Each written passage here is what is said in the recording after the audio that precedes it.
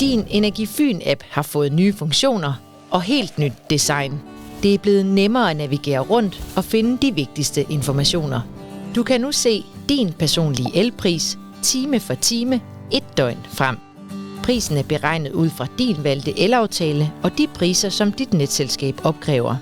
Prisen er per kilowatt-time og inklusiv transportbetaling til dit netselskab, elafgift til staten, eventuelle tillæg og moms. Du kan nu også vælge, om du vil se din pris uden elafgiften. I prisoversigten kan du nemt se, hvornår prisen er lavest og højst i løbet af dagen og sætte en prisalarm.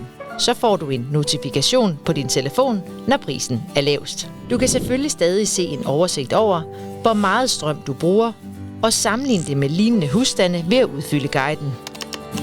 Og dine regninger og kundeservice kan du selvfølgelig også finde i din nye app fra Energifyn.